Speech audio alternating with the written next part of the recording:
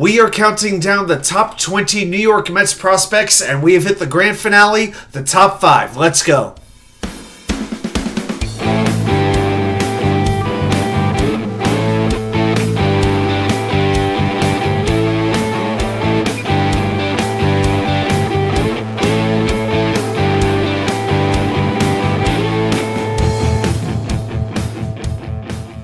And well. Welcome back to New York Sports WickerMedia. I'm K99. Thank you, as always, for taking the time to watch these videos.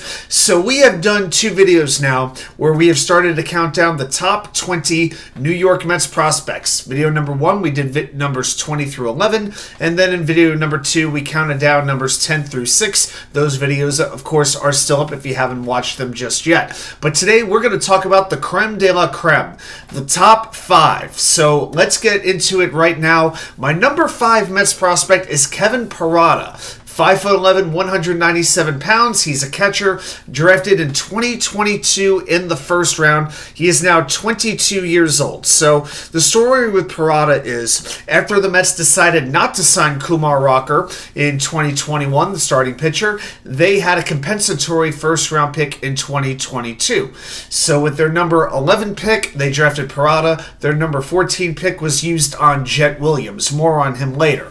But Parada was expected to be taken in the top 5. The Mets took him all the way up at number 11, a lot later than expected. So he was a draft-eligible sophomore, which is why maybe a lot of teams didn't want to draft Parada, because he had that option to go back to college. But the Mets were able to make a deal. They agreed on a $5 million signing bonus, the largest signing bonus ever given to a drafted player taken outside the top 10. So in 2022, he made his professional debut, played in 10 games with St. Lucie, helped them to win a league championship.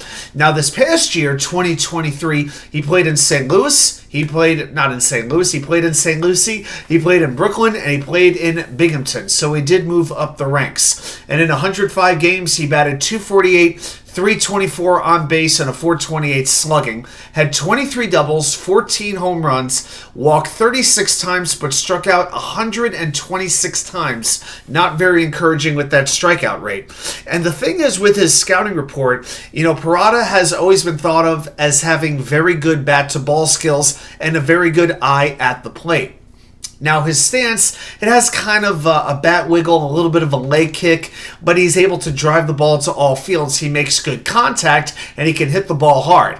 His exit velocity topped out at 105 miles per hour. He is expected to be a 20 home run hitter. So the fact that he should be able to combine batting average and power, a lot of people think he's going to be able to bat in the middle of lineups in the major leagues. But that said, that strikeout rate is a bit of a concern. Now, his defense has been a main focus. That is something that when he played at Georgia Tech and then with Team USA in 2021, he seemed to be wearing down as the season was going on.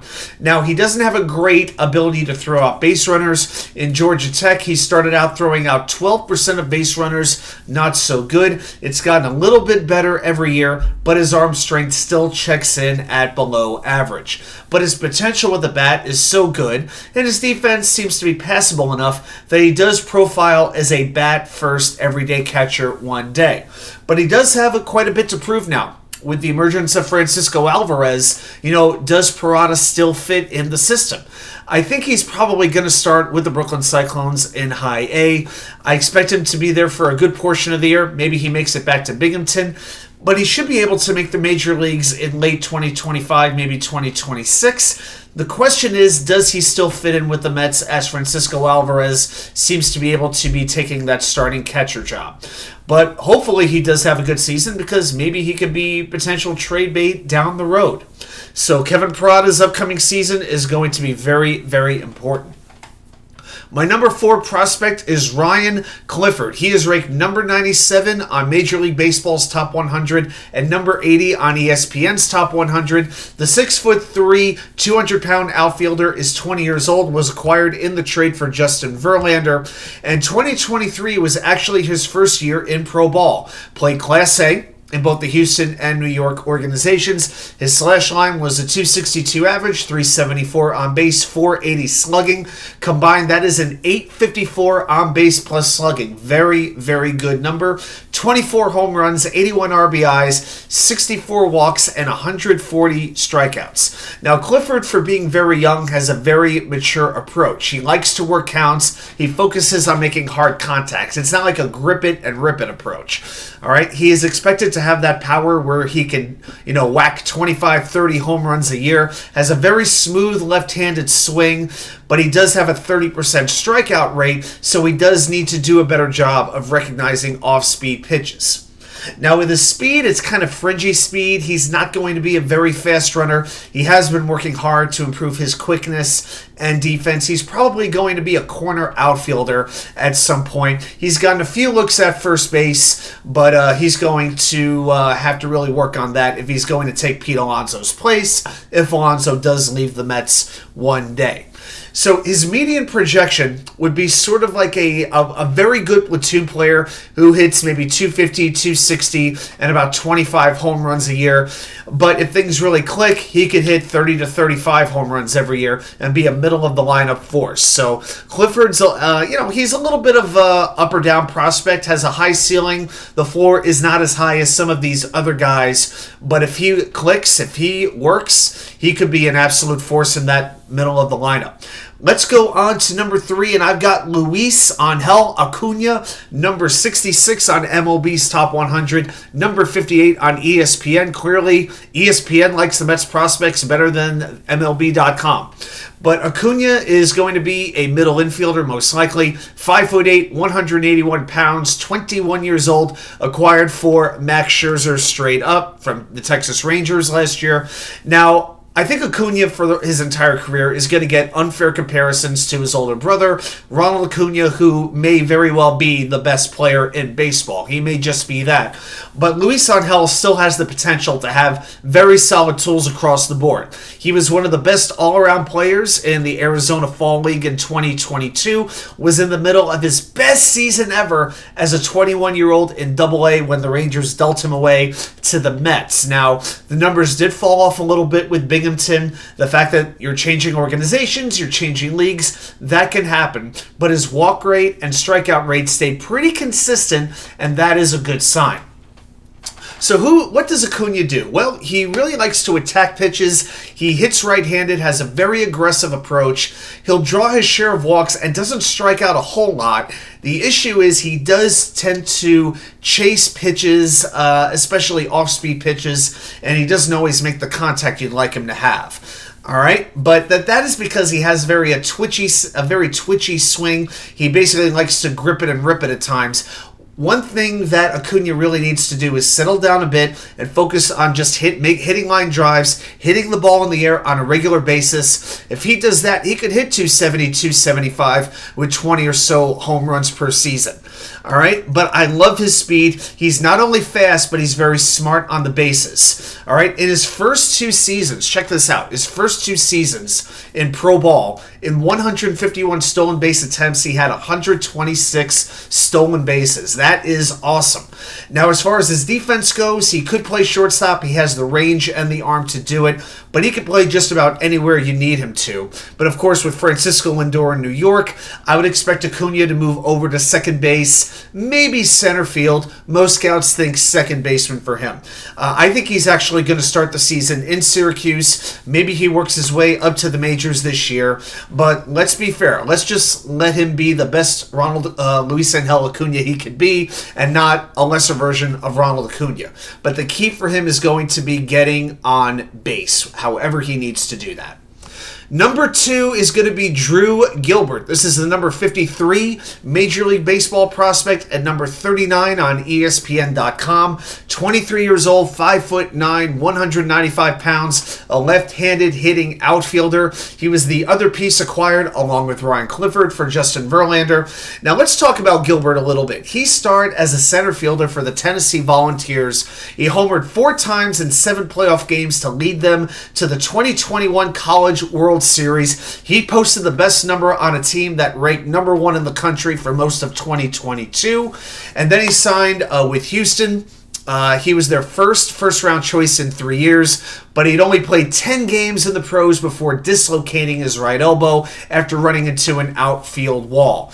Gilbert then quickly progressed from high A to double A in his first full season before moving from the Astros to the Mets in the trade.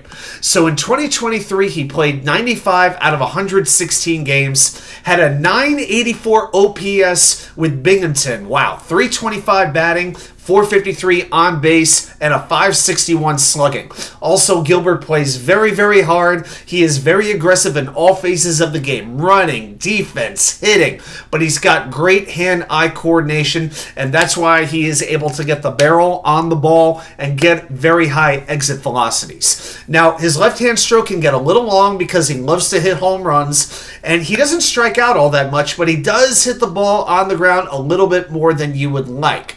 All right, so I think maybe about 20 home runs sounds about right if he doesn't choose to sell out for power. He has enough raw power to hit 20 a year. Now, his speed is very solid to very, very good. He is able to steal, not only steal bases, but take an extra base. When he's on first base, ground ball into the outfield, he very often is able to go from second to third base. He's very quick, has good instincts. That allows him to cover ground in center field. He has very, very good arm strength. He could throw the ball 92, 93 miles an hour. He's even pitched a little bit, and he could throw the ball pretty hard. Now, he just has to know really when to harness his energy. He's a very fiery competitor. I think Mets fans are going to love him. I think he is one of the big reasons the Mets this offseason have not invested multiple years in an outfielder. They signed Harrison Bader, they brought back DJ Stewart, but I think they got the confidence that Drew Gilbert might be able to make the majors in 2024. He can play all three outfield spots. He's got enough range to handle center field. He's got enough arm to handle right field. I think he could be with the New York Mets in the fall. And now we have counted down 19 prospects, and now it is number 1, the Mets prospect I've got the biggest hope for. Number 45 on MLB.com, number 31 on ESPN.com. He's 20 years old. He plays shortstop. He plays center field. He's 5'7". He's my height. He's 175 pounds. I weigh a little more than that. But it's Jett Williams. Jett, Jet. The Mets' other first-round pick in 2022. The Mets drafted him out of high school from Heath, Texas. His team won the state championship in his senior season. They took him 14th overall and ranked as the number 1 overall player from the state of Texas. He had a commitment to Mississippi State, but he signed his deal with the Mets for a $3.9 million signing bonus. He wanted to be a Met. Now, in 2023, he went from St. Lucie to Brooklyn to Binghamton. So he went from rookie ball to double A. In 121 games, he batted .263, a .425 on-base percentage, 81 runs scored, 22 doubles, 8 triples. 8 triples. Wow. 13 home runs, 45 stolen bases, 104 walks, 118 strikeouts. Was also hit by a pitch 15 times, so he fits right in with the Mets. Played mostly shortstop, a little bit of center field as well. And here's the other thing with Jett. He's from Port Jefferson, Long Island. He is a New York native. He is impressing Mets officials with his ability to find the barrel consistently and knowing when to swing and when to take a pitch. He is just 20 years old. He's got a nice leg kick that helps him lift the ball on contact. You know, even though he's not that big, he can hit the ball over the fence a little bit. He's got a little bit of a lift in his swing. He might be able to hit 12 to 15 home runs a season, and I expect quite a few triples per year with his ability to knock baseballs into the gaps. His speed is probably the best in the system. He's athletic enough to track down balls at shortstop. He's still a little bit raw defensively, so he's going to rely a little bit more on his athleticism than his baseball instincts. Now, his arm is not great, and that's why he's most likely destined for second base or center field as opposed to shortstop. So he could still be a very quality middle-of-the-field talent whose value lies in his bat and his legs. But what I love most about him is not his hitting, not his running, not his defense. It's his confidence. It's his moxie. It's his mindset. I'm going to give you a quote that Williams gave about a year ago. I'm a pretty hard-nosed guy, and I'm going to give you everything I got. The way I play, I'm pretty incredible. He's got balls. I feel like I do a lot of things right. Run out ground balls. Even though I'm a first-round pick, I'm not going to stop running out ground balls or fly balls. I'm going to do everything I can to help the Mets win a World Series one day. End quote. Jesus, take me now. What number is he going to be wearing? I'm buying the jersey, guys. This is the type of player that kids are going to love, seniors are going to love. People are going to be buying the jersey, the bobblehead. They'll be naming their dogs after him. I mean, last year, I was hoping he'd get to Brooklyn. He got to Binghamton. He's on a faster pace to the major leagues than I think anybody projected. I think there's a good chance he could be a call-up late this season. In 2024, I think he will be in Binghamton before long. If he doesn't start there and get to Syracuse, I think he has a very good chance in starting 2025 in the majors. But it's how these players play this year, especially Gilbert, Williams, and Acuna, that are going to affect what the Mets invest in next offseason. I think they're going to spend a lot of money next year, but how these prospects play is how the Mets allocate their resources.